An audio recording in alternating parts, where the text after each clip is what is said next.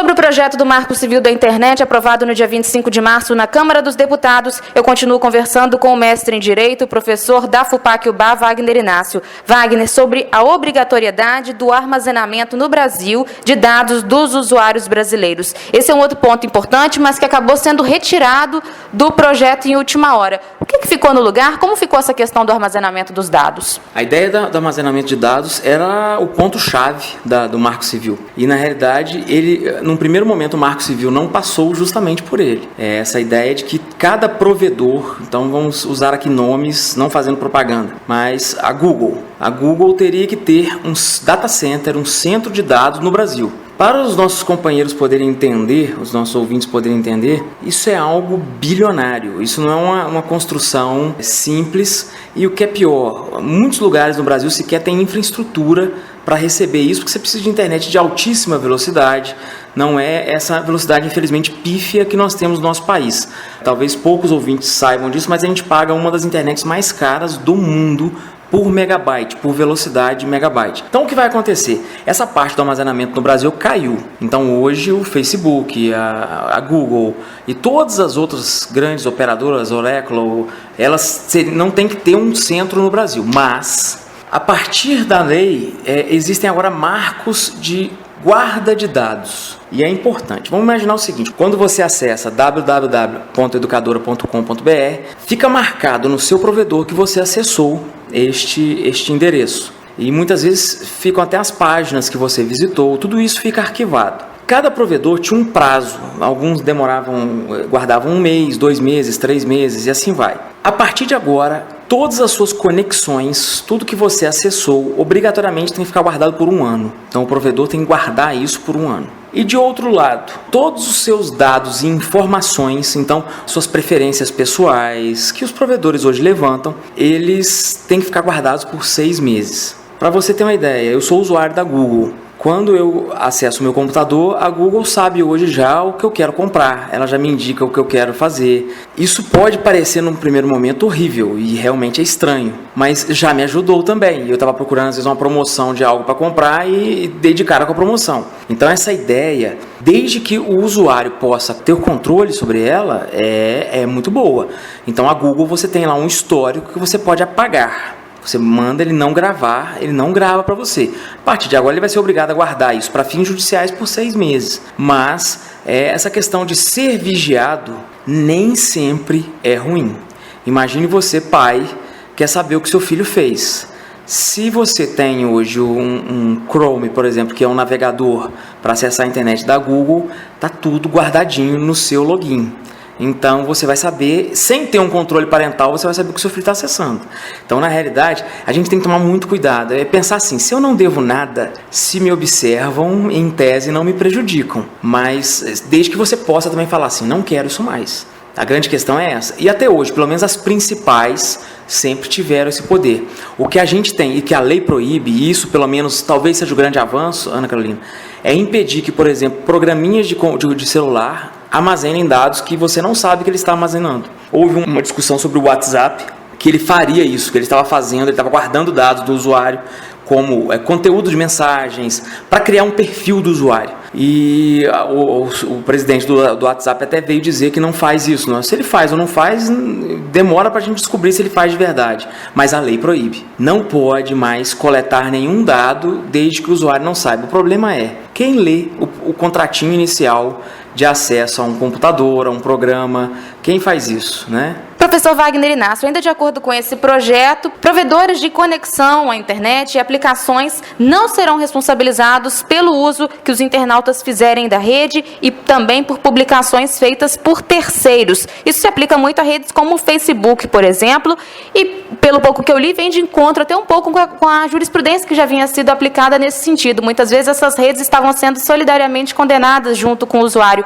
O que significa essa mudança na prática? A grande mudança, Ana Carolina, é que agora um posicionamento de alguns tribunais se solidificou na lei. Qual é? A partir do momento que se notifica o provedor judicialmente para retirar o conteúdo, é a partir daí que ele se torna corresponsável pela publicação. Até este ponto, não. Então, vamos imaginar que eu faço uma publicação caluniosa em relação a você.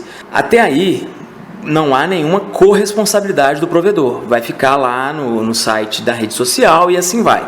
A partir do momento que acontecer a notificação judicial, eles vão retirar isto e aí sim não terão responsabilidade nenhuma. Mas se eles não tirarem, eles passarão a ser corresponsáveis.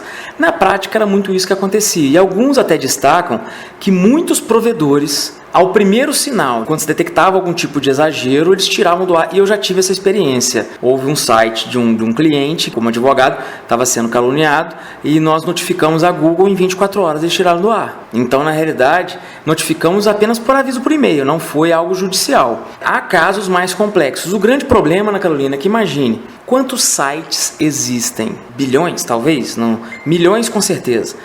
E a partir do momento que eu notifico um site e o conteúdo já foi copiado para outro site, acabou. Eu tenho que fazer outro processo judicial para poder notificar o segundo site e assim vai. Então, na realidade, a gente tem que pensar que a internet se aplica muito àquela ideia das penas.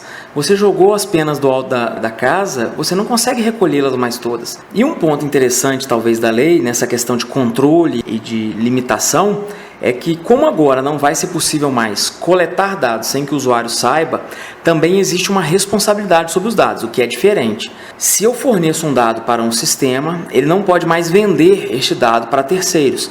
Então, aquela ideia de marketing dirigido praticamente vai se esgotar, ao menos em tese. Isso é um ponto muito positivo.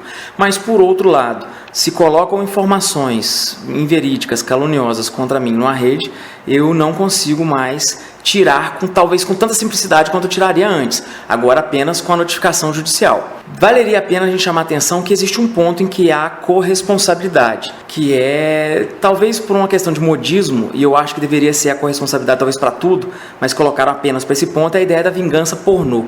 O namorado posta fotos, vídeos da ex-namorada como vingança na internet, vídeos íntimos. Estes conteúdos são de corresponsabilidade dos provedores. Para a gente ter uma ideia, o YouTube, que é talvez o maior site de compartilhamento de vídeos, ele tem uma restrição ferrenha sobre nudismo. Então, um vídeo fica muito pouco tempo no ar no YouTube, mas é o suficiente para fazer o estrago. Então, volto àquela ideia, a corresponsabilidade vai existir, mas então o YouTube agora vai passar, antes de publicar o seu vídeo, ter que assistir o seu vídeo, isso é inviável. Se você imaginar quantos milhões de vídeos só no Brasil são upados por mês, são levados para esses sites por mês, é inviável para o site ter esse tipo de controle. Então, na realidade, o site vai preferir manter como sempre foi. Deixa lá, na hora que alguém avisar que é algo ruim. E na realidade, por incrível que pareça, esse controle dos vídeos é praticamente todo digitalizado. Eles têm algoritmos que procuram seios, procuram órgãos genitais. O Google fez isso com as placas de carro também. Se você olhar nos sistemas do Google, você não consegue ver placa de carro. Mas tudo isso é limitado, tudo isso é muito frágil. Então, na realidade, o Marco Civil, talvez já caminhando para o final da nossa conversa, o Marco Civil é algo bom? Sim. É algo que nós viveríamos sem ele? Também. Então, é algo interessante para estarmos aí esclarecendo as pessoas. Mas se for para servir, para destacar que as pessoas têm que ter responsabilidade no uso da internet, aí ele cumpriu o papel dele. Enquanto lei, é uma lei extremamente limitada, justamente pelos recortes que aconteceram por interesses de conflitos políticos e assim vai, que não vem ao caso nosso. Mas se for para servir, para despertar o brasileiro de que ele tem que fazer o uso da internet de forma racional, de forma responsável, aí o Marco Civil veio para ser bem recebido. Ele mostra como é tênue essa linha entre a privacidade e a liberdade, né, professor? E o que é pior, entre a liberdade e a ditadura. Então, na realidade, se você tem um sistema que é altamente controlado, ele pode ser altamente controlado para qualquer sentido. Então, a gente tem que sempre pensar o que a gente quer. É aquela velha antiga disputa, como você bem disse, entre a igualdade e liberdade. Se você valoriza a igualdade, você suprime a liberdade. Se você suprime a liberdade, você valoriza a igualdade. Isso, infelizmente, é um caminho, mas mais do que tudo, lembro sempre um foco primordialmente aos pais. Sejam curiosos com o que seus filhos fazem na internet. Aqui é uma mensagem, não tem muito a ver com o Marco Civil, mas vale a pena sempre lembrar. Internet não é lugar bonzinho, não é um lugar de alegria, em que todo mundo é belo no Facebook, como todo mundo coloca lá. há pessoas mal intencionadas por trás do computador e você nunca sabe quando o seu filho vai estar conversando com essa pessoa. Então tome muito cuidado, converse com seu filho, dialogue com seu filho, não faça da internet a babá que você não pode ter, ou que você não tem, ou que você não quer ter. Faça com que o seu filho prefira estar com você do que estar 100% da vida dele na internet. Tome muito cuidado. A internet é uma ferramenta do bem, mas toda ferramenta do bem pode um dia ser usada para o mal. Eu conversei com o mestre em Direito, professor da FUPAC, UBA, Wagner Inácio, que conversou conosco aqui no Jornal em Dia com a Notícia, sobre o projeto do Marco Civil da Internet. Fez diversos esclarecimentos acerca desse projeto. Projeto que agora segue ainda para o Senado, né, professor? Muito obrigada. Exato, tem que ser aprovado no Senado e após a aprovação, aí sim, vai se tornar uma lei. Muito obrigado, nossos ouvintes, uma boa tarde para todos e que todos possamos ter uma internet cada dia mais livre, mais feliz e que todo mundo tenha uma vida como tem no Facebook, todo mundo só sorrindo. Um abraço. Para o Jornal em Dia com a Notícia, reportagem Ana Carolina Fernandes.